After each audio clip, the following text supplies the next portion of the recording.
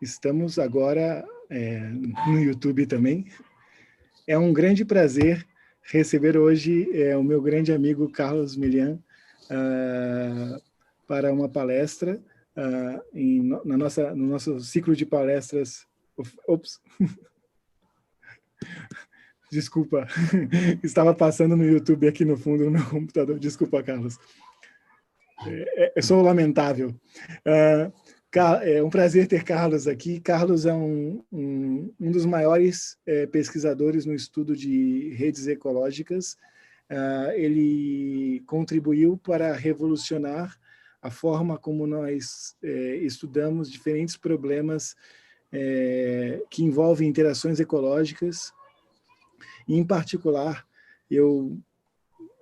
uma coisa que me fascina, não só no trabalho do Carlos, mas de conversar com o Carlos, é como ele consegue combinar visões tão distintas de diferentes áreas, abordagens que surgem em diferentes áreas para responder perguntas novas, de forma que acabem por revolucionar todo um campo de pesquisa.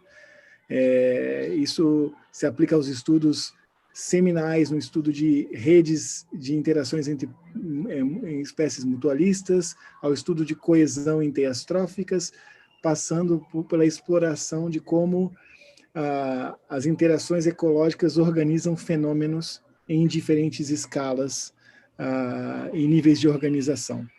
Carlos fez doutorado sob a orientação de Jorge Basconte, depois trabalhou como pesquisador,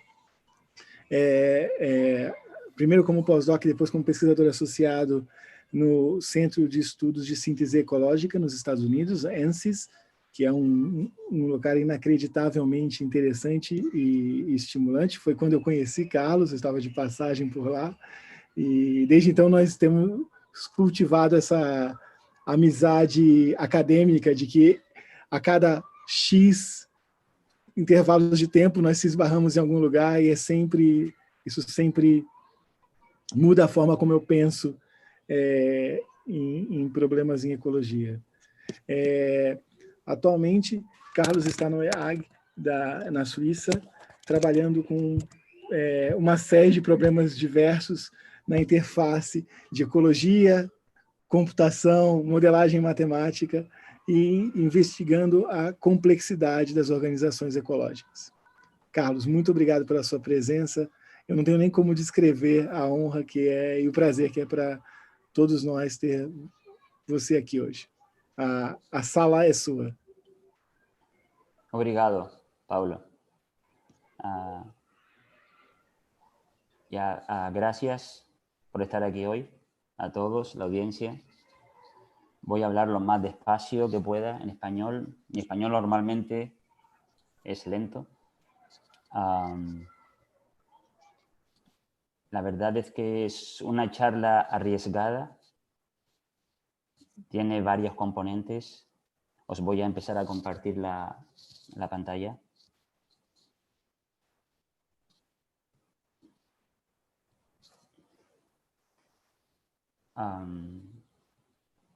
Sí, gracias a Pablo de nuevo, Rodrigo, Tiago, Patricia, por organizar esta serie de seminarios.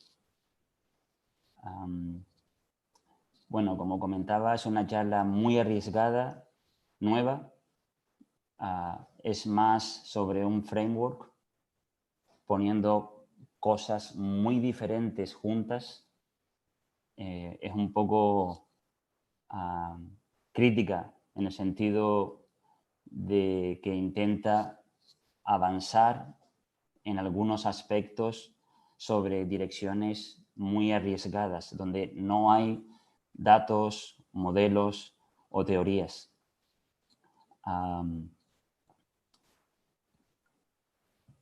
Primero que nada, esto es un trabajo en equipo, de un equipo muy grande. Cecilia, Julia, Francisco, Catalina, Víctor, Blake, Gianmarco, Alex, Malena, Ali, Ben Juan. Un equipo muy diverso, teóricos, empíricos, ciencias de la computación, físicos. Esto es un subset y la mayor parte de las ideas que voy a comunicar hoy subyacen en muchos debates con este equipo. O sea que gracias a todo el equipo, ¿no? Hay un aspecto interesante en las charlas, que es que, sinceramente, no me gusta poner referencias en las transparencias. Quizás pueda ser por la cultura científica en la que crecí. Yo las pongo al principio. Pablo, esto va a estar en GitHub, abierto, público. Cualquiera puede bajar la charla y usar las transparencias y también tener la lista de referencias que alimentan pues, la presente charla, ¿no? Y como veis, la charla tiene componentes de biogeografía, de multivariate selection, population genetics, genomics y multilayer networks. Vamos a ver, ¿no? Esto como Humpty Dumpty, ¿no? A ver cómo ponemos todas estas cosas juntas, ¿no? Tenemos un problema grave, ¿no? Que es los patrones de biodiversidad global, no los patrones principales digamos, en la ecología y en la evolución, con muchos matices, con muchas desviaciones. Muchos grupos no siguen el patrón latitudinal, es más una mezcla de longitudinal y latitudinal. Pero hay una pregunta abierta, muy amplia, que es ¿cuántos niveles explican los patrones de biodiversidad? Hay un nivel universal, genético, que lo explica todo. ¿Cuánto tiene la plasticidad? ¿Cuánto tiene la heterogeneidad espacial? ¿Cuánto las interacciones bióticas? ¿Cuánto la reproducción? Y podría seguir así todo el día. Hay posiblemente cientos de disciplinas que intentan entender los patrones globales de biodiversidad, pero no tenemos un framework que sea testable, plausible, cooperativo entre muchas disciplinas, que revolucione en la misma dirección que está sucediendo, por ejemplo, la inteligencia artificial con las Deep Neural Networks. Pues lo mismo necesitaríamos en ecología para realmente entender los patrones globales de biodiversidad, pero no lo tenemos. El cartoon más sencillo que voy a representar hoy sería este, que está hecho para un niño, para mí mismo, ¿no? Lo pensamos mucho. La cuestión es cómo transmitir de forma muy sencilla algo tan complejo. Todos sabemos que cada individuo está compuesto por genomas muy complejos. Los genomas son entidades con cientos de procesos, no solamente mutaciones, recombinaciones, linkage. Hay miles de procesos que mueven los genes, los alelos, interaccionan de forma completamente no lineal en muchos casos. Es un campo profundísimo y por sí mismo una disciplina, genomics. Cada individuo tiene realmente un número muy largo de traits y normalmente se conectan con poblaciones y esas poblaciones están estructuradas en el espacio. Serían los ratoncillos que hay aquí. Y ese grupito forma parte de una red trófica mucho más amplia, mucho más compleja. Esto es muy sencillo. Lo que sí es complejo es cómo lo podemos entender, con datos, con modelos. Es muy incipiente. Quiero decir, es muy nuevo el cómo poner todos estos niveles juntos para poder entender estos patrones globales de la biodiversidad. Imaginaos que me encantan los ordenadores y estoy en un terminal de Linux, lo que sea, y me pregunto cuántas capas, ¿no? ¿Cuántos niveles explican la biodiversidad? Y esto sería una especie de un robot, un dream, ¿no? Un robot tipo sueño, ¿no? Entonces voy al terminal y pongo los samplings que requiero, los modelos, las especies y las hipótesis. Imaginaos que paso los 4 tests, es decir, la rarefacción, tengo unos datos perfectos, donde no hay sesgo. Tengo la estrategia de construir modelos perfecta, no tengo problemas con los boundaries, con los límites de las especies, la variación la tengo controlada para cualquier trait y además la hipótesis sería, digamos, que mis datos los domina un modelo universal. Es decir, tengo un nivel que me explica todo. Esto sería, digamos, el ideal, el sueño, ¿no? Pero desgraciadamente los samplings, los datos tienen sesgo. La estrategia para modelizar es muy difícil de saber cuál es la óptima. Posiblemente no existan boundaries en las especies y la variación en traits reproductivos, de migración, de interacciones tróficas, de respuestas al ambiente varía mucho dentro de cada población a lo largo del espacio. Y además, cuando tenemos hipótesis, tenemos un conjunto de hipótesis, como por ejemplo universal scale, eso, una sola escala. Esa es bottom-up, por ejemplo, todos están los genes, o es top-down, es todo plasticidad, o tenemos escalas que son independientes la una de la otra, tenemos genes, redes regulatorias, tenemos fenomas, tenemos sistemas de comunicación, tenemos como muchas capas, todas ellas independientes, tenemos un modelo híbrido, interaccionan las capas entre ellas, o tenemos un modelo de fluctuating selection, donde las capas fluctúan en importancia en el espacio y en el tiempo. De forma muy sencilla voy por encima en estos 4 componentes: rarefacción, modelo, species boundary y hipótesis. La rarefacción es un problema grave en redes tróficas, pero es un problema grave en ecología y en evolución, porque ha quedado muy atrás como disciplina en relación a otros tipos de métodos, como por ejemplo modelos dinámicos, modelos nulos. Pero la rarefacción es fundamental porque nos va a decir cuánto sesgo o cuántos datos o cuántos muestreos, qué esfuerzo tenemos que hacer para realmente comprender los patrones de forma robusta. Y en cambio, en la mayoría de los análisis nunca hacemos rarefacción. Por ejemplo, los datos que presento aquí en la figura de arriba son los datos de Gary Pollis, de Coachella Valley, que mostró con varios escorpiones que a pesar de muestrear más de 100 individuos, el número de presas nunca se estabilizaba. Muy pocos han hecho caso a Gary Pollis para desarrollar teoría en redes tróficas. Los datos de abajo son los datos del Guadalquivir, un estuario en el sur de España, en Andalucía. Y si os fijáis, después de 1000 individuos muestreados para muchas especies, aún no se satura el número de presas. La mayoría de las redes tróficas en las teorías actuales en ecología tendrán unos de 5, 10, 100 individuos muestreados por especie. Es decir, estamos hablando de órdenes de magnitud. Es un problema grave que todavía no tenemos solución. Cómo conectar rarefaction a modelos nulos y a modelos teóricos para entender las redes tróficas, por ejemplo. Algo más sutil, complejo, es qué modelo.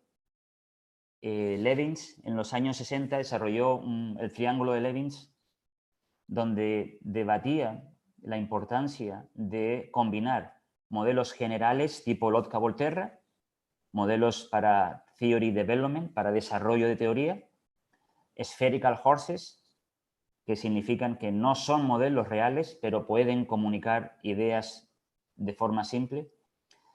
Tenemos modelos realistas y modelos de precisión. Solamente cuando tengamos los 3 tipos de modelos bien encajados y muy buenos datos, podemos desarrollar buena teoría. Y la verdad es que no lo tenemos. Para patrones globales de biodiversidad no lo tenemos, no tenemos esta síntesis. Hay algo sutil que me imagino que lo habéis hablado o lo habláis, un problema diario para el que hace modelos, y es que cuando en el eje de las X, cuando incrementas la complejidad de un modelo, la tractabilidad, la línea roja, se va abajo. Es decir, puedes entender menos, menos y menos. Y al mismo tiempo la línea azul se va hacia arriba. Es decir, hay un coste computacional para calcular el comportamiento del modelo. La mayoría tenemos un sueño, un dream, que es mantener un nivel de complejidad alto, un modelo que intente unificar realismo, generalidad y precisión, y al mismo tiempo que sea tratable. Es decir, la línea roja que caiga tarde. Y lo mismo con el tiempo de computación, que sea muy rápido. Ese sería el ideal, pero es muy difícil. Hay muchos problemas abiertos aquí. Un problema más complejo aún es la boundaries. Es decir, cuando estudiamos en el tiempo una especie, hay muchos procesos, factores que hacen que la variación de un trait, por ejemplo, el interaction trait o mating trait, imaginaos cualquier rasgo, cualquier carácter. Pues ese rasgo, si hay selección que favorece a los raros, negative frequency dependent selection, lo que va a pasar es que la variación se va a ampliar y es muy difícil muestrear esa variación. Lo contrario es cuando hay stabilizing selection y los raros mueren con más probabilidad. Entonces tendrías una media que domina. Desgraciadamente, hay diferentes tipos de selección y la ventaja de los raros en muchas situaciones es bastante general. Es un problema de boundary que también entendemos poco, sobre todo en el campo de las redes tróficas y en el tema en el campo de multilayer networks. Bueno, el summary aquí sería, imaginaos ahora que tengamos esos tres elementos y que tengamos un modelo. Lo ideal sería tener una red muy sencilla. Imaginaos que los verdes son host, parasite interactions y tenemos todo eso metido en un modelo que nos permita entender la realidad. Este sería, digamos, el summary de estos cuatro componentes, ¿no? Desgraciadamente es más complejo, ¿no? Es mucho más complejo. Hay muchos gaps, como comentaba al principio. Esto es un cartoon, también que hemos trabajado duro para mostrar de forma un poco más real que el cartoon inicial es un cartoon para niños, ¿no? Pero realmente es un poco más sutil. Por ejemplo, la mayoría de las veces trabajamos en disciplinas, en A, B, C y D. Redes regulatorias, poblaciones, metapoblaciones o redes tróficas. Pero lo realmente interesante son las interfaces, ¿no? Los intersectos. E, F, G y H, ¿no? F, G y H estarán acoplados de alguna forma. Y E no sabemos realmente dónde está, ¿no? Es decir, sería la idea de genotipo-fenotipo. Hay muchas cuestiones abiertas, pero yo creo que la idea principal aquí es que las interfaces es las que nos pueden dar información nueva para ver cómo se acoplan diferentes disciplinas entre sí, para entender mucho mejor de dónde emergen los patrones de biodiversidad. Un ejemplo sencillo en este gráfico sería una red regulatoria que expresa un gen o un trait, un complex trait, que expresa un mecanismo de defensa o un mecanismo de ataque para conseguir una presa o para interaccionar con un polinizador. Y ese individuo en B forma parte de una población con la que interacciona social, a nivel reproductivo y a muchos otros niveles. Y esa población está dentro, el círculo rojo, de una metapoblación que normalmente es muy heterogénea y que hay fenómenos de colonización, dispersión y extinción. Esta dinámica se inserta dentro de un nodo y es la red trófica. Tenemos ahora mismo un entendimiento muy escaso de cómo estos niveles se acoplan entre sí, bottom-up, top-down, independencia. Es decir, no tenemos un framework para entender cómo se genera y cómo se mantiene la biodiversidad integrando diferentes niveles en el espacio y en el tiempo. De forma muy rápida, voy a proceder con las cuatro partes iniciales sobre samplings, algo de modelos con respecto a un trait, algo de biogeografía con respecto a muchos o varios traits y después intentaré hacer un resumen, un summary de cómo poner esos elementos conjuntamente para entender mejor los patrones de biodiversidad. Con respecto al sampling, muy rápido. Imaginaos que tengamos datos brillantes, datos de 10.000 individuos. patrones de dietas y que después de 10.000 individuos todavía no se sature la curva en el número de especies de presa. Es un poco desmoralizante en gran medida. Vuelvo a reincidir, a repetir que es un tema muy complicado el integrar los problemas que tenemos con la rarefacción, los problemas de muestreos, los problemas de sesgo en los muestreos y los patrones generales que estamos observando en redes tróficas o en cualquier otro campo. Pero hago esta reincidencia porque es un gap importante en nuestro entendimiento de muchos patrones fundamentales en la naturaleza. O sea, imaginaos que estoy hablando de 10.000 individuos. No son 10, ni 100, ni 1.000, son 10.000 individuos. Y hay muchas especies en las que ocurre sistemáticamente lo mismo. Bueno, quiero un poquito hablar de a nivel de modelos, que es, digamos, la parte donde yo meto más la cabeza, donde más sesgo tengo. Me gustaría, no sé, integrar varios componentes, varias disciplinas. Una de ellas es Systems Biology, que ha trabajado de forma muy troncal en la idea de modularity, es decir, tienes muchos traits, pero son modulares. Hay muchísimo escrito sobre modularidad en la arquitectura de los traits. Después tenemos Genomics, donde hay toda una revolución reciente, donde hay muchos datos que muestran o que siguen un modelo que se llama Omnigenic o Universal Pleiotropy. Lo que viene a decir es que hay una conectividad enorme en las redes de genes que hacen muy difícil distinguir patrones de arquitectura en las redes genéticas. Es decir, hay correlaciones de largo alcance en las redes genéticas. Pero fijaos que esto entra en conflicto con Systems Biology, que ha trabajado sobre todo con modularidad. Y lo enfatizo. Ha surgido esto porque son disciplinas muy independientes, cada una con sus datos, sus modelos, sus teorías, y no se ha hecho una integración. Community Ecology ha trabajado sobre todo con master traits, el body mass, el tamaño, un trait que domina a todos los demás. Es una metáfora, pero ha permitido el desarrollo de una y demás disciplinas. Y después viene la idea de complex trait. El summary aquí que hago es System Biology ha trabajado mucho en el genotype-phenotype map, es decir, en cómo el genotipo se conecta al fenotipo.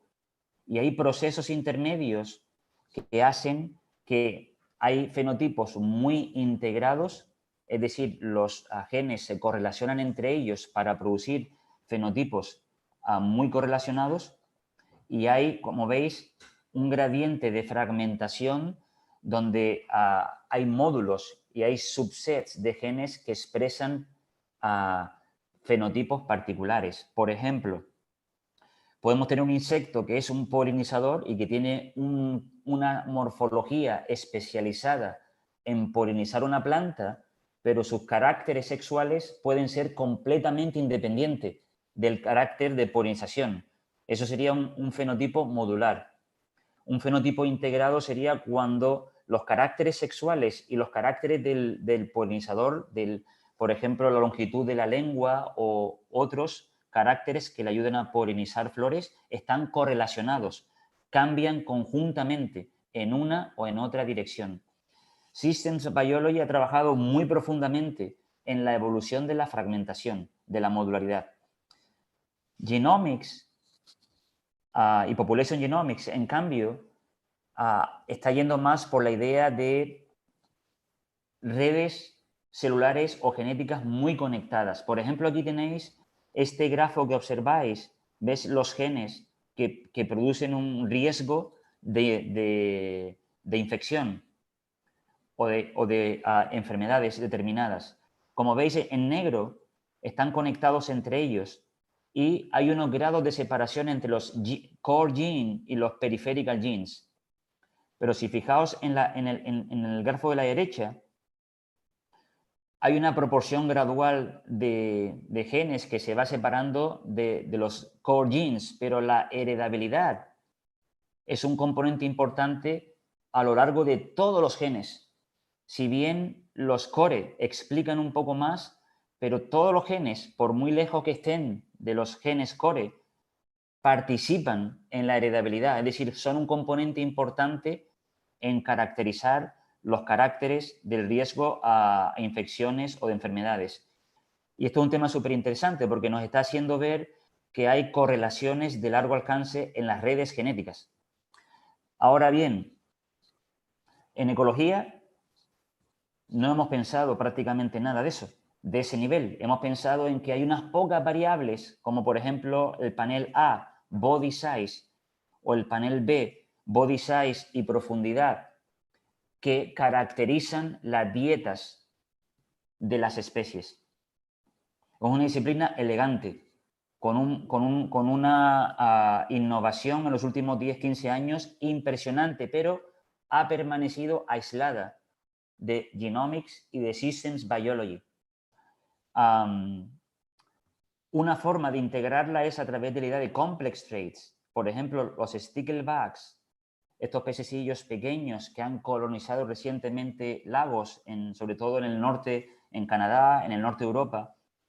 Es un tema muy interesante porque en el mar, en el océano, tienen defensas para que los predadores no ataquen. Pero cuando se mueven hacia los lagos en pocos cientos de años, pierden sus defensas porque los depredadores no están en los sistemas lacustres, en los lagos. Y entonces las interacciones se hacen más débiles con los depredadores y la energía de las defensas las utilizan en otros traits. Y se ha visto que hay una correlación de largo alcance entre perder los traits, los caracteres defensivos y el tamaño de los individuos y otros caracteres. Y eso es un tema súper interesante porque está relacionado con los fenotipos integrados, donde las correlaciones entre diferentes traits juegan un papel importante para determinar el éxito reproductivo de los individuos. Quiero mostrarles un par de resultados en esta dirección. Imaginaos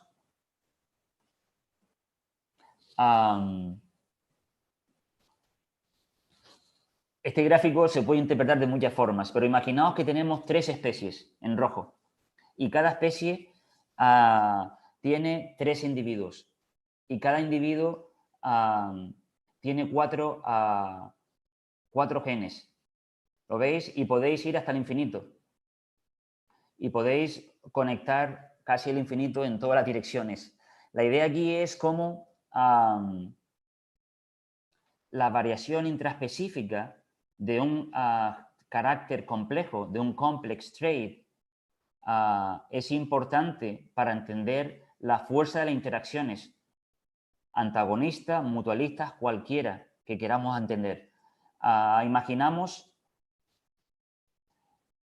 en el panel A tenéis el genotipo y el fenotipo de 2 individuos. En el panel B tenéis 3 escenarios con diferente variación. Imaginaos un trait, un interaction trait, un trait defensivo, un trait de ataque, ¿no? Para una interacción trófica. En verde es una población con mucha varianza. En rojo un poco menos y con azul muy poca varianza. Imaginaos ahora el panel C. Entra un depredador en negro. Y el depredador puede ser especialista, intermedio o generalista. Es decir, el depredador puede comer solo un subset de los fenotipos o un subset mucho más largo o todos los fenotipos de esa especie de presa. Con una función muy general en el panel A podemos explorar cómo en función de la distancia del trait del predador y la presa, así cambia la fuerza de la interacción, la contribución a la fuerza de la interacción. Por ejemplo, si veis aquí la distribución en B, en verde, la varianza es enorme. Cuando veréis que en el caso de la varianza enorme o varianza grande, la contribución a la fuerza de la interacción se da cuando la distancia entre el trait del predador y la presa es intermedia, hay un pico.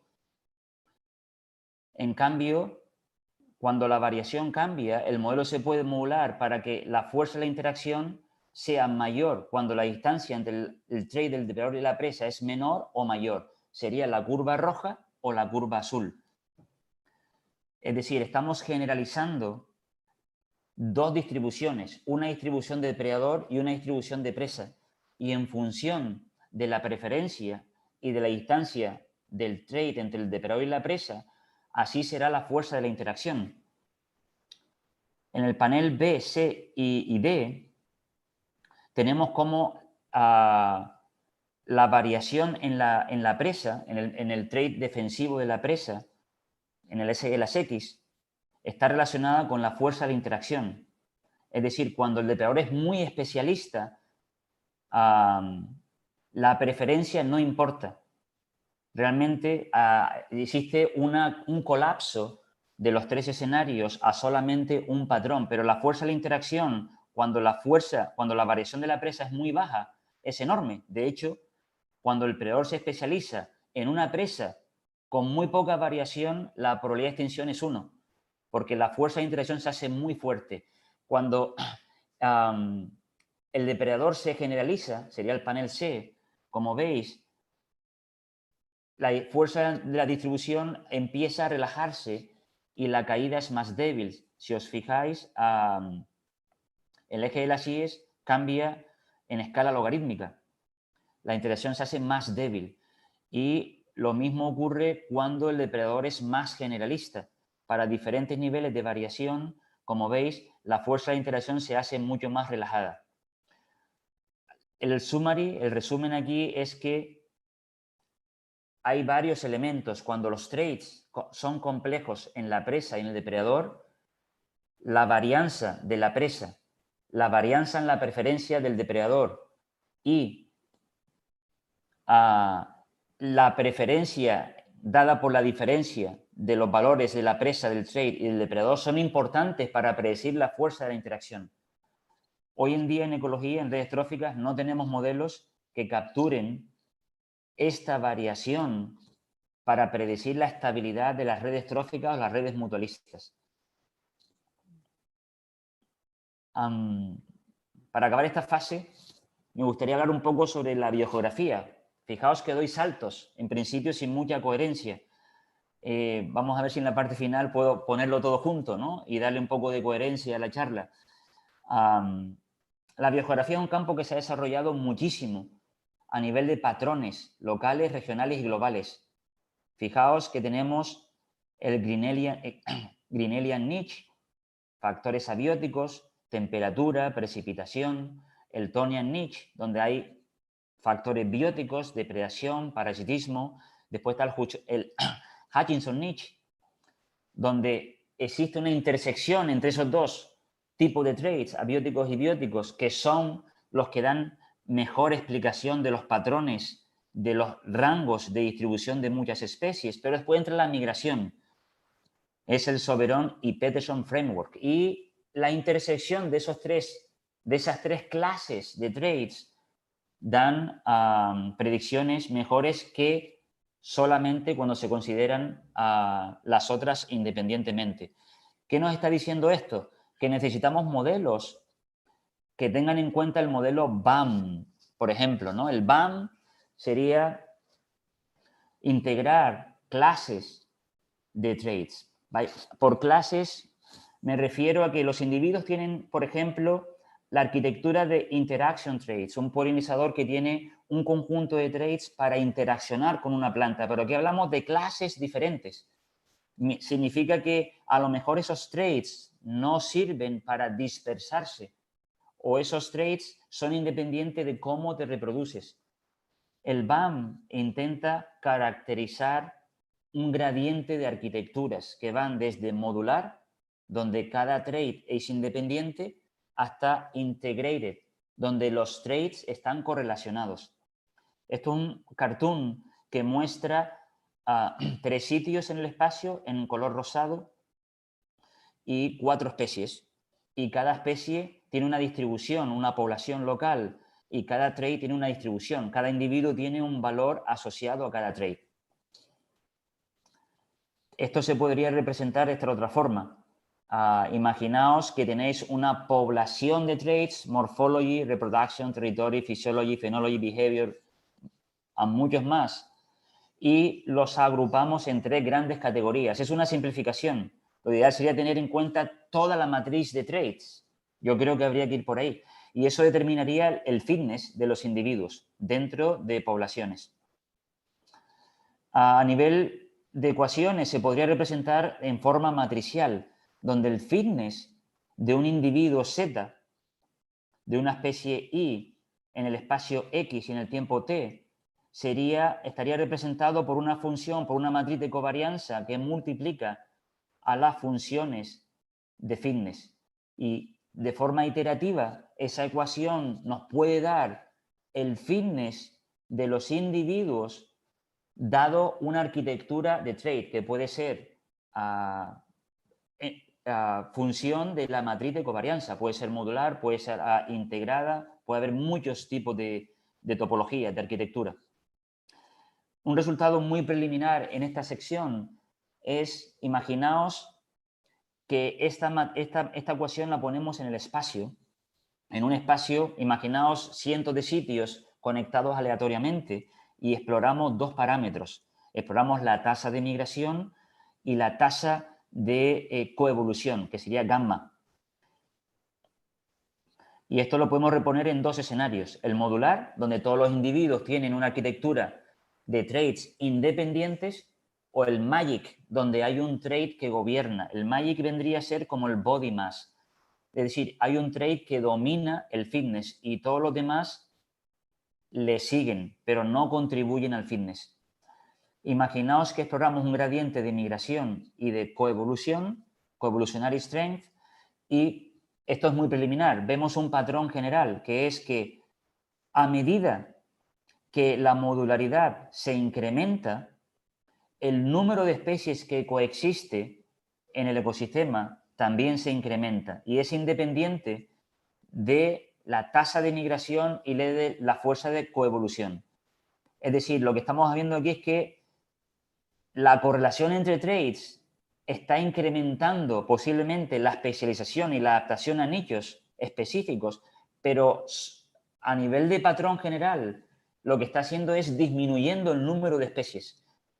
Es decir, solamente cuando los traits se desacoplan entre ellos e incrementan la independencia entre ellos, así tendremos un mayor número de especies. Es muy preliminar y es un resultado que estoy abierto a debatir y a echarlo abajo, porque yo todavía no me lo creo. Estamos en la fase preliminar. Bueno, para casi acabar ya, a mí me encanta el Dr. Seuss. Y bueno, hemos puesto como varios componentes. Pero Dr. Seuss tiene claro, ¿no? The more you read, the more things you will know. The more that you learn, the more places you will go. Está muy bien, pero te crea un dilema. Porque al aprender más y más, si intentamos ser fair con nosotros mismos, pues tenemos que construir frameworks más generales y al mismo tiempo que capturen más detalle. De ahí viene el reto, que la generalización solamente viene con la caracterización de infinitos detalles de los sistemas biológicos y los sistemas ecológicos. Ese es el dilema. Bueno, el summary final es cómo poner conjuntamente aspectos importantes de Systems Biology, Genomics, Phenomics y Biogeografía. Es decir, cómo podemos generar un framework que permita testar si hay una digamos, caracterización universal que explica los patrones globales de biodiversidad. Imaginaos que todo está en el genoma, es el debate histórico. Ese sería el modelo universal.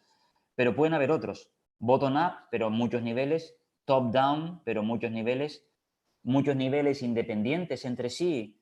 Niveles híbridos que se cruzan y juegan roles los mismos, aunque estén en diferentes niveles. O un nivel de fluctuación. Dado que no tenemos todavía modelos en esta dirección, aquí hay un framework muy preliminar. Imaginaos que tenemos cuatro filas. Tenemos reproducción, genetic architecture, phenotypic distributions y selection. Y ahora lo suyo sería tener colecciones de mecanismos integrando estos 4 niveles que nos permitan caracterizar a lo largo de un gradiente de diferentes arquitecturas, poniendo conjuntamente esos niveles, los patrones globales de biodiversidad. Por ejemplo, imaginaos que tenemos a nivel genómico tasas de mutación, recombinación, es decir, tenemos clústeres genómicos que caracterizan módulos, por ejemplo, arquitecturas independientes. Es decir, tenemos muchos loci que caracterizan subsets de traits. Digamos que serían arquitecturas modulares. Y eso permitiría entrar en distribuciones de fenotipos no correlacionadas. Esa es la relación entre el genotipo y el fenotipo. Y ahora tenemos por encima de ese nivel sobre qué opera la selección. La selección puede operar sobre un trait, pero puede operar también sobre 2 que son independientes, o puede operar sobre 3 o sobre n que son independientes, o solo puede proceder solo de uno que domina. Sería un modelo jerárquico.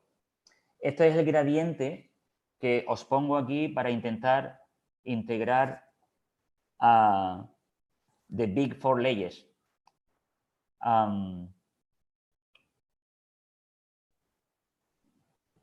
Fijaos que me perdí casi aquí, ¿no? O sea, en este punto prácticamente estamos muertos. No tenemos casi nada desarrollado en ecología, en evolución. La idea sería desarrollar multilayer networks, multilayer neural networks, que permitan capturar todos estos niveles a nivel local, a nivel regional y a nivel global. Y aquí me quedo. Gracias. Gracias por vuestra paciencia.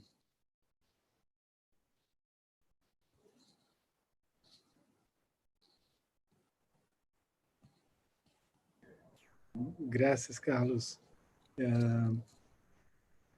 Temos tempo para perguntas. Eu vou acompanhar no chat quem tiver perguntas. Mas vamos lá?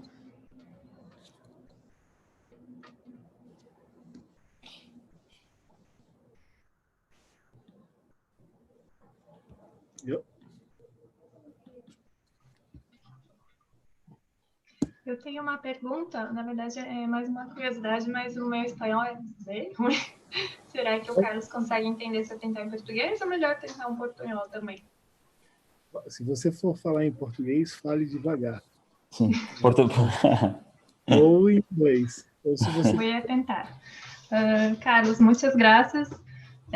Su presentación fue muy interesante, fue mucho gusto de asistirlo. Y quería saber, cuando tú hablas de tentar conectar essas diferentes redes ecológicas, esses diferentes níveis de redes ecológicas, me quedo pensando aí, como é possível enxergar onde elas são independentes ou não? Como é possível atestar que em alguns mecanismos de interação entre esses diferentes níveis são de fato independentes ou não, ou se é tudo muito, muito complexo para conseguir diferenciar onde elas se relacionam e onde não? ¿Entende? Sí, sí, te entiendo. Gracias, Carla, por tu pregunta. Y perdona que no pueda responder en portuñol o en portugués. Imagínate que en un workshop ponemos juntos a genéticos, ecólogos, ecología del comportamiento, biogeógrafos, ponemos juntos a diferentes científicos y proponemos un modelo. El modelo estándar sería el modelo donde cada disciplina opera de forma independiente, donde la genética tiene su dinámica, ¿lo ves? La ecología, la demografía tiene su dinámica, pero es independiente de la genética, ¿lo ves? Imagínate ese modelo. Ese modelo sería un modelo nulo que asume que las disciplinas se corresponden con la independencia de cada una de los niveles. Sería un modelo que no lo tenemos, pero sería un modelo inicial. porque a partir de ese modelo inicial es cuando vendrían las interacciones, el coupling, el acople de diferentes niveles. Por ejemplo, imagínate que hay un carácter cuantitativo que se entiende bien a nivel genético y se entiende bien a nivel plástico, la plasticidad. Imagínate que se entiende bien su demografía y puedes correr simulaciones en el espacio. ¿Lo ves? Y entonces empiezas a entender cómo las escalas, los niveles, se acoplan entre ellos en el espacio y en el tiempo. Eso ya hay algunos ejemplos, pero no están integrados para responder a tu pregunta. ¿Ves por dónde voy, no?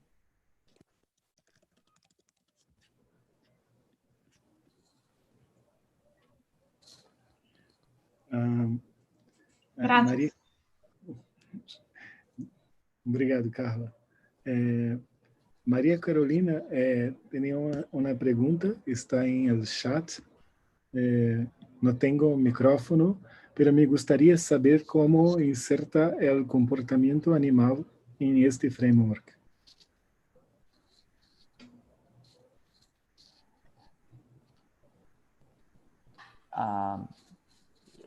Sería posible, ¿no? En multilayer. De hecho, voy a intentar compartir una de las figuras, perdona. A ver.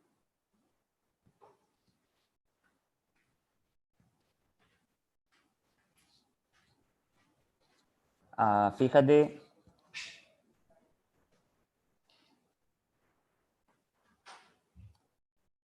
O sea, lo ideal de una aproximación multilayer, multicapa, es que, por ejemplo, en el segundo nivel puedes meter comportamientos que se desacoplan o se acoplan del primer nivel.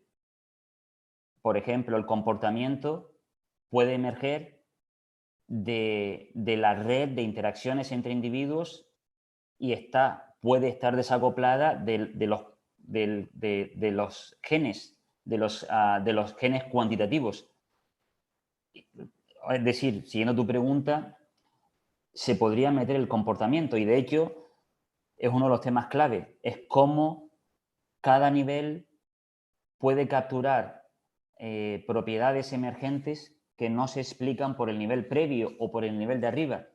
Hay mucho sobre complex systems, pero a la mayoría de las aproximaciones han sido sobre un nivel solo.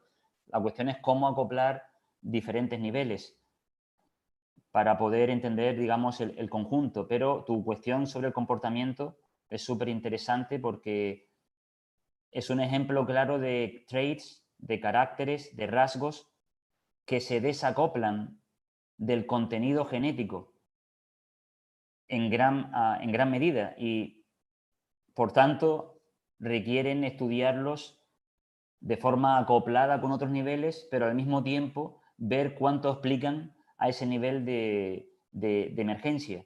Súper interesante. Y lo mismo ocurre con los niveles siguientes. Cuando pones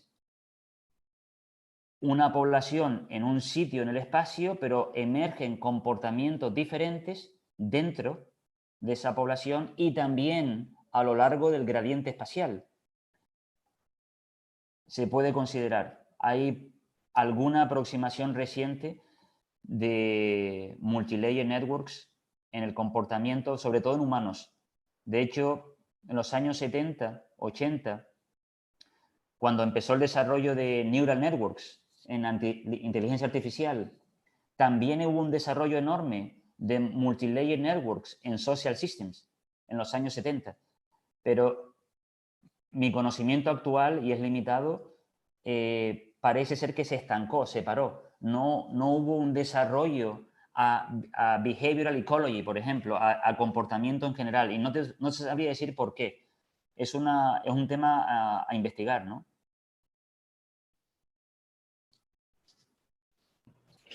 Fantástico, Carlos. Stephanie. Carlos, muchas gracias por la charla, muy interesante. No entiendo mucho de este tema, yo trabajo con fisiología pero sí me gustaría como saber cuál es el papel o el impacto que tienen las especies invasoras en esas redes ecológicas, porque aquellas que pueden colonizar diversos ambientes y tener rangos de distribución tan amplios. Entonces, ¿cuál es el impacto en esas redes ecológicas de esas especies invasoras? Gracias por tu pregunta, Stephanie. ¿Hay algún trabajo en redes, en multicapa, multilayer networks, sobre el tema de metes un nodo invasivo? Invasivo es que tiene una tasa de reproducción enorme en un nivel, pero ese nivel percola a otros niveles, porque imagínate que sean unos pocos fenotipos que tienen una caracterización a nivel genómico y a nivel fenotípico, y entonces invaden, ¿lo ves? No solamente invaden el espacio, es decir, monopolizan el ecosistema, sino que además cambian las propiedades estructurales de diferentes niveles, diferentes capas. Por ejemplo, monopolizan a nivel de variación genética o variación fenotípica, variación del comportamiento, toda la red. ¿Hay algún trabajo sobre esto? Lo que se ha mostrado es que en redes multicapa la invasión es el tema de percolación. No sé si has oído algo sobre percolación. Los umbrales de percolación son más fáciles de conseguir en redes multicapas que en redes simples de una sola capa. Lo que quiere decir es que cuando tienes un ecosistema con muchas capas, la probabilidad de invasión es mucho mayor que si tuvieras una red con solo una capa. Eso es a nivel teórico. A nivel empírico sería bueno un experimento donde tienes varios niveles controlados y ves si la invasión es más fácil cuando tienes varios niveles que cuando tienes uno solo. No sabría decirte qué ocurriría, pero es un tema interesantísimo, ¿no?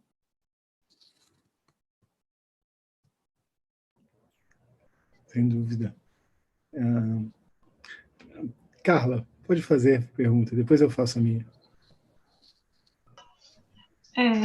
Eu fiquei curiosa só, mas nesse estudo de redes, Carlos, como tu achas que consegue incluir o tema resiliência nessa inter-relação entre os diferentes níveis? E consegue precisar melhor, quantificar melhor a resiliência desses sistemas analisando nesses diferentes níveis ecológicos? Perdona, Carla. Paulo, ¿me puedes traducir? Ahora la conexión, pero también no te entendí bien, perdona. ¿Tú, Paulo, podrías traducir? Para mim também falhou a conexão. Carla, você pode repetir? Na verdade, falhou e tinha um barulho de fundo que ficou difícil de... Tá dando para me ouvir? Agora sim. Tá. A minha curiosidade era só se, estudando esses mecanismos de interação entre os diferentes níveis de redes ecológicas, o Carlos acha que é possível quantificar melhor, precisar melhor a resiliência desses sistemas. Se isso, de certa forma, ajuda, e seria aplicável para se falar de resiliência dos sistemas biológicos, analisando nessa rede multilayer, né, de camadas. Si te sigo bien, Carla, corrígeme si estoy equivocado.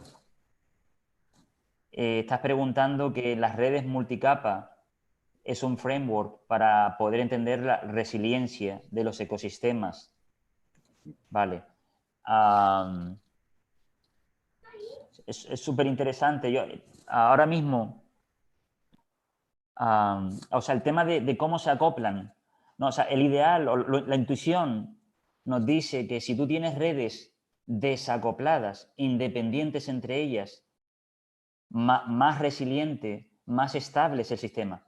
Porque esas redes no interaccionan, simplemente tú afectas una red, pero como es independiente, sería un multilayer modular networks, ¿no? Intermodular networks. La modularidad está entre redes.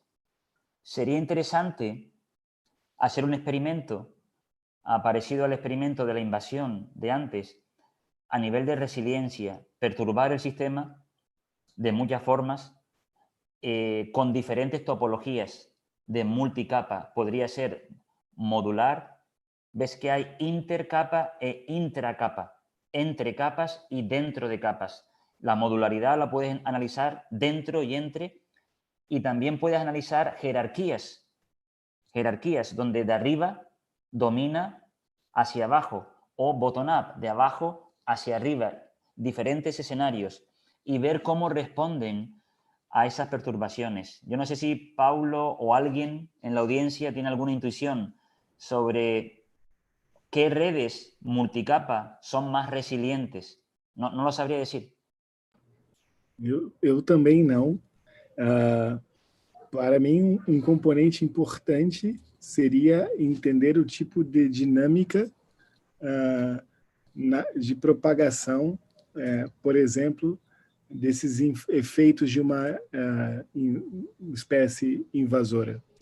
Porque você poderia imaginar que duas camadas diferentes permitiriam criar rotas, caminhos, que criassem resiliência no sistema. Creio que a resposta vai depender fundamentalmente do tipo de perturbação. Dirías que es contexto dependiente, en gran medida. Sí. Interesante. No sé, Carla, si tienes alguna opinión, si has pensado en esto. Foi mais uma curiosidade que surgiu mesmo conforme você falava.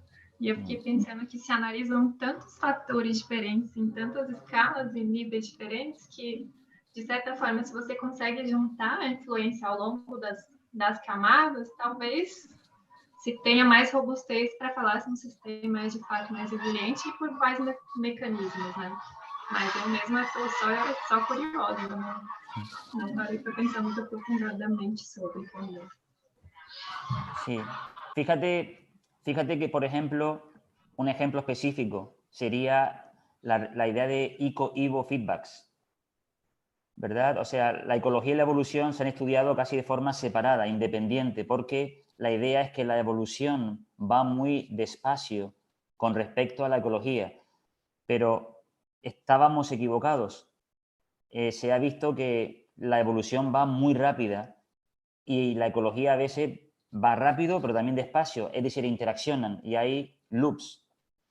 Y, por ejemplo, con respecto a la resiliencia, el COVID es un ejemplo, ¿no?, de eco-evo feedbacks, cómo la conectividad entre individuos dentro de una ciudad, entre ciudades, juega un papel fundamental para generar nuevas variantes de virus. Es decir, la parte evolutiva, que está conectada a la parte ecológica, que es la conectividad. Y ahora hay una conexión entre la conectividad y la generación de nuevas cepas, de nuevos tipos de virus.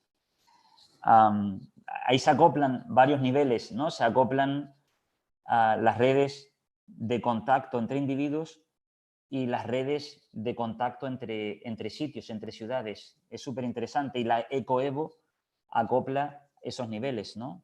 Es un ejemplo, quizás. Talvez algo relacionado à diversidade funcional, redundância funcional, e isso na escala genética também. Eu acho que tem mais estudos falando sobre, talvez, quando se analisa em diferentes camadas. Foram as que eu observei, mas eu fiquei pensando mais numa escala macroecológica, sabe? Do sistema em si, não dos indivíduos e das populações. Aí era mais curiosidade para saber se está sendo estudado, desenvolvido algo nesse aspecto.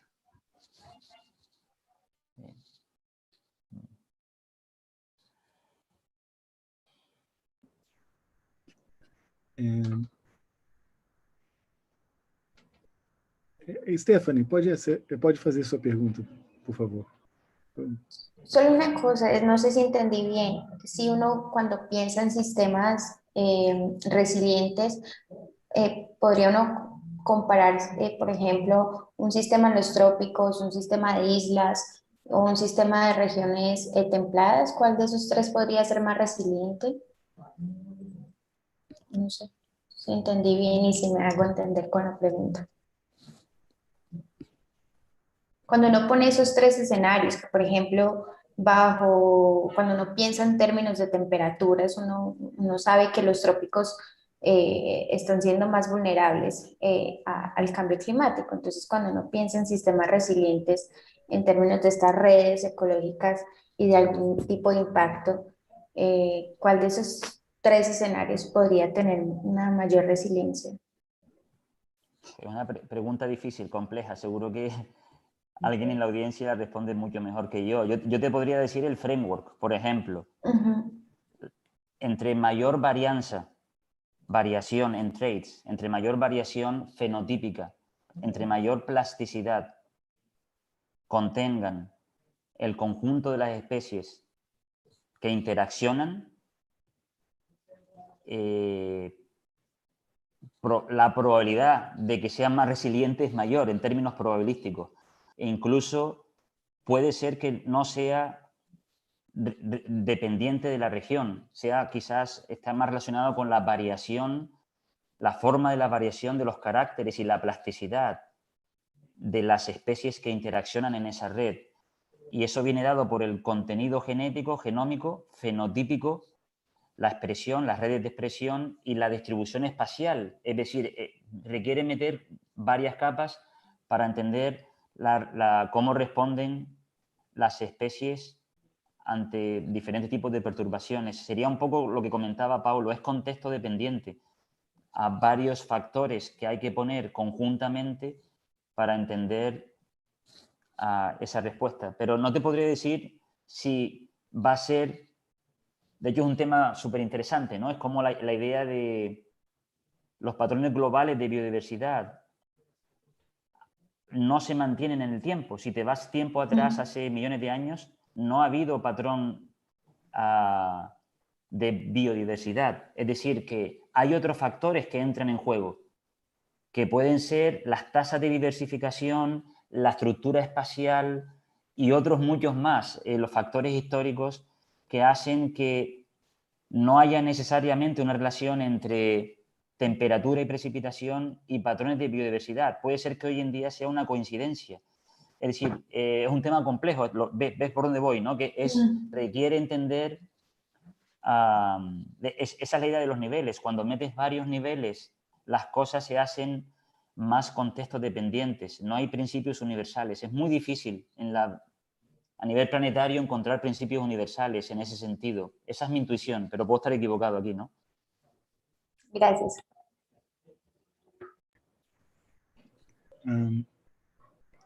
Estamos pasando la hora, creo que 2 preguntas más. Bom, una pregunta es mía. Carlos, muchas gracias por su charla. Como siempre, tengo 42 preguntas, pero haré una solamente. Un tema que es importante en el estudio de las multicapas, de multilayers networks, es cómo conectar redes de genes con redes de individuos o redes tróficas. Y creo que será fundamental resolver essas conexões. Sin embargo, essa solução tem que ser simples para ser útil. Dadas as diferenças entre sistemas, são sistemas fundamentalmente diferentes. ¿Crees que se pueden mapear correlaciones de largo alcance en la topología de los pathways en redes de interacciones multicapas? Como se usase a arquitetura, a topologia dessas multicapas, redes multicapas, para inferir as correlações de largo alcance que envolvem não somente a topologia, pero a dinâmica.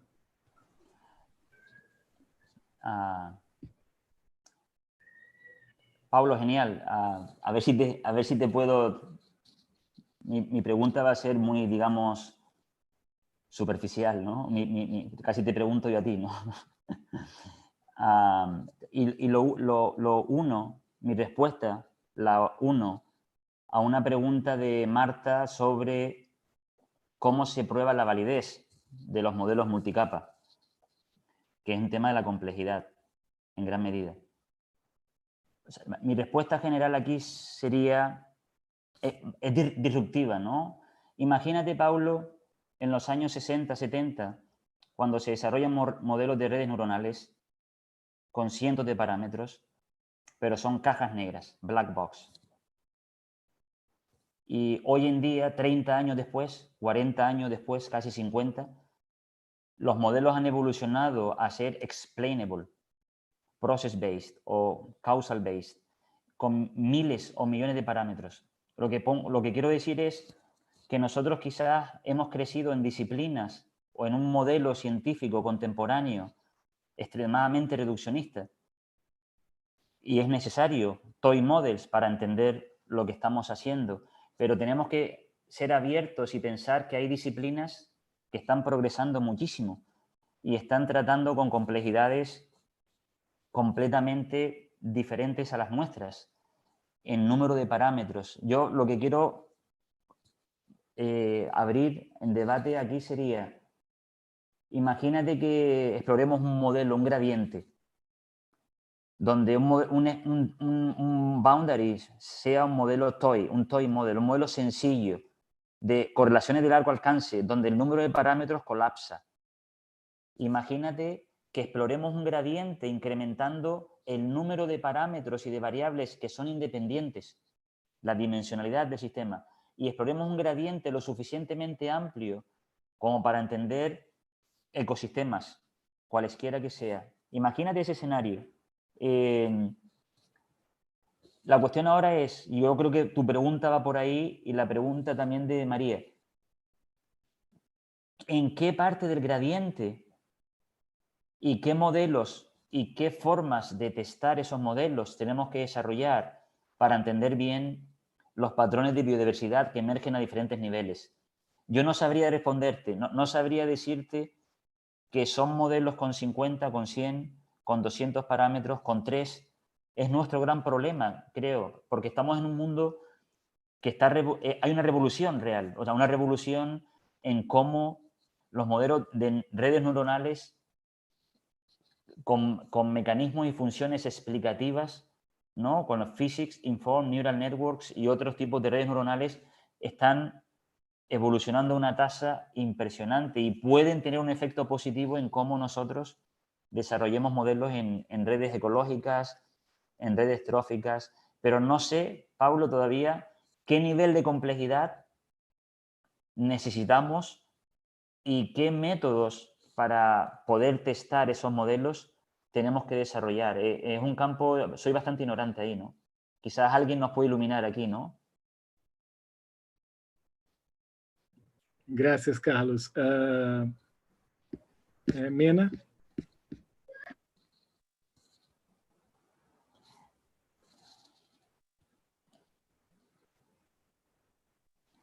Creo que tienes el micrófono cerrado, Rafael.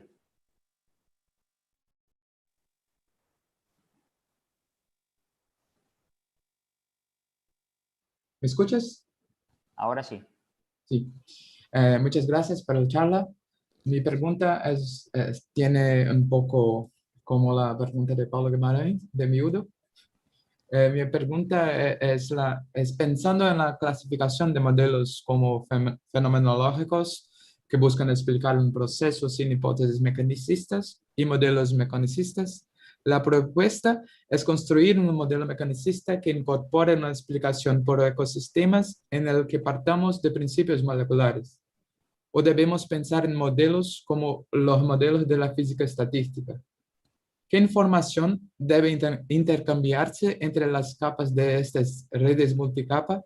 ¿Y cómo puede eso ayudarnos a hacer teorías que fomenten el diálogo entre diferentes áreas de la ciencia? ¿Deberíamos avanzar hacia una formulación unificada de estas teorías?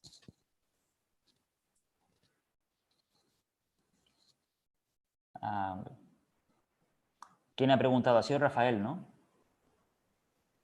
Sí, yo soy Mena. Vale, también. Gracias. Sí, muy buena la pregunta, ¿no? Tengo, vamos, tantas dudas que no sé cómo, pero bueno, hay varias partes en tu pregunta. Una es, pues mira, Yo creo que casi esta figura que pongo ahora, ¿no? El cartoon, ¿lo ves? O sea, la cuestión es que el nivel molecular es un nivel más. Imagínate que tiene varios niveles igualmente importantes. Sería neutral a nivel de nivel. Eso sería un escenario para modelizar, ¿no? Imagínate que tengas el nivel molecular, el nivel fenotípico, es decir, fenotípico quiere decir propiedades que no son explicables por el contenido genético, que puede ser epigenético, y hay muchos mecanismos que explican la epigenética que no necesariamente se relacionan con las correlaciones genéticas, por ejemplo. Además, por ejemplo, otros mecanismos como el comportamiento o derivados, y así sucesivamente para poner diferentes niveles. Es decir, la idea es que tú tienes diferentes niveles y que cada uno pueda contribuir a los patrones locales, regionales y globales de biodiversidad, sin dar preferencia a ningún... Eso sería un modelo, pero después tienes un gradiente de modelos. Puedes colapsar todos los niveles a uno solo. Sería el modelo más estándar. Por ejemplo, el modelo puramente genético o el modelo puramente de comportamiento. Es decir, puedes colapsar las diferentes capas a una capa en concreto y puedes jugar, lo ideal sería jugar con los diferentes niveles y cuál es la arquitectura de interacción de los diferentes niveles que mejor explica tus datos. Yo creo que tu cuestión iba más o menos por ahí y cómo esos niveles los puedes acoplar a nivel de interacciones que son necesariamente interacciones de información, de energía o de materia. Los puedes caracterizar. Sería muy bonito desarrollar modelos de multilayer information processing traits en redes ecológicas. Eso es un tema que está aquí ya. Es decir, es como los sistemas de comunicación a través de sonidos, a través de colores y otro tipo de características emergen a partir de diferentes niveles. Eso está todo por venir y sería muy bonito pensar en ese tipo de modelos. Muchas gracias.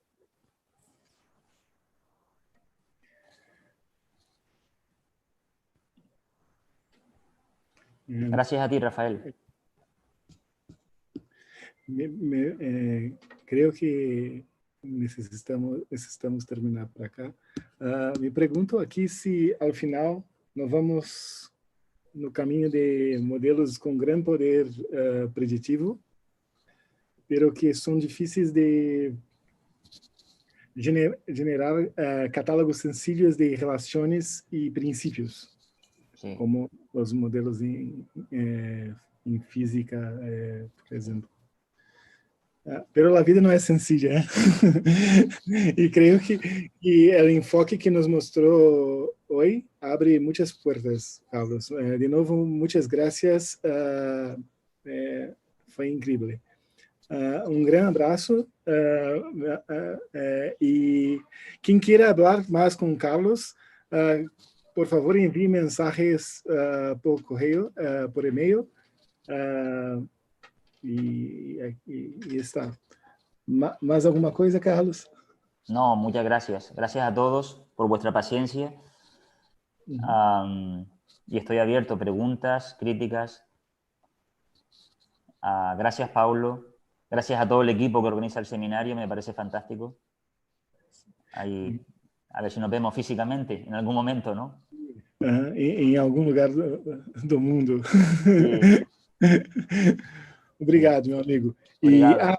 E antes que eu esqueça, o Thiago teve um imprevisto pessoal, ele não pôde estar aqui hoje, ele me mandou uma mensagem, ele estava profundamente chateado com isso, mas com certeza ele vai assistir a sua apresentação depois e conhecendo o Thiago, creio que eu e ele conversaremos por 42 semanas sobre alguns dos seus slides.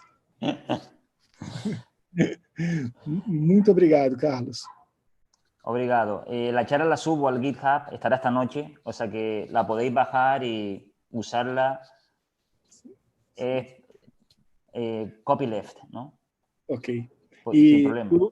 Tú envías el link para mí por correio? Sí, eso es. Te lo envío. Pessoal, muito obrigado e até semana que vem. E um abração para todo mundo e boa noite, Carlos, e boa tarde para vocês. Tchau, tchau.